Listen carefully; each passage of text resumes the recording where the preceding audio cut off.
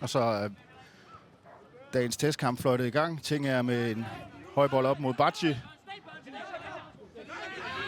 Godt taget med Mikkel Duelund. Finder Mads Emil Madsen. Så kan bolden flyttes godt løbe op i midten af banen. Erik Karl spiller ind.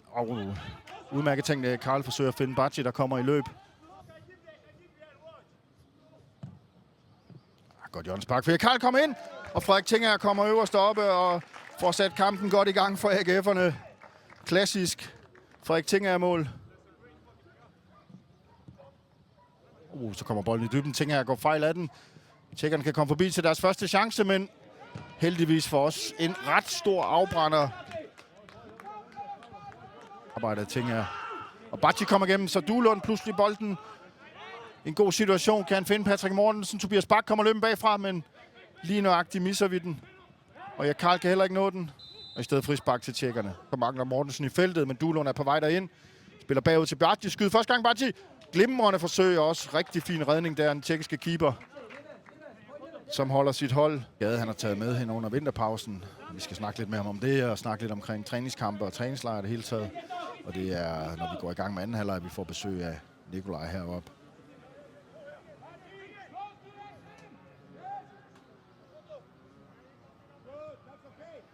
Godt arbejde med Emil Madsen, der lige er nede og sikrer, at der ikke er fare på færre. Næsten op ad en lille bakke derovre i hjørnet for at tage tilløb. Han gør her, kommer. Vi holder bolden i spil, men ingenting igen der. Igen vil aarhusianerne have straffe, i stedet for en omstilling til tjekkerne, der sætter tempo på. AGF'erne spurter hjem. Frederik Tingager der, og Frederik Brandhoff rydder op. Det er glimrende arbejde også Erik Karl, der kommer godt tilbage helt ned fra højre hjørne. Hansen har han fuld kontrol over. Ja.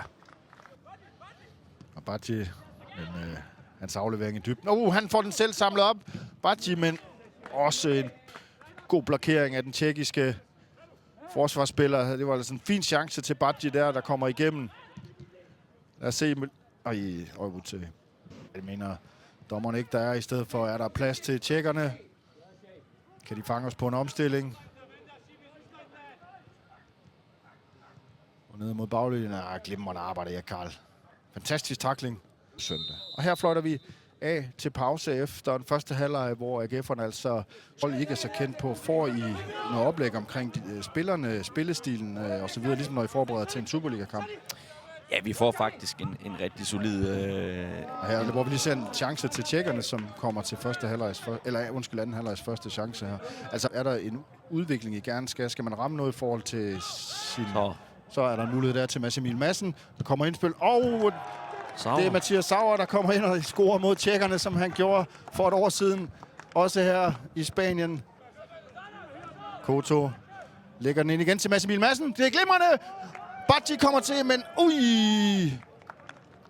er det en redning, eller går den forbi? Det er i hvert fald lige meget, der er ikke mål, men stor chance til Bacci, der... Indlæg som Arnsted hætter ud med lige til en tjekker. Godt kom tilbage af Sauer. Muligheden igen til... Og Henrik Dalsgaard må give hjørnespark. Giflings. Glimrende aktion af Giflings.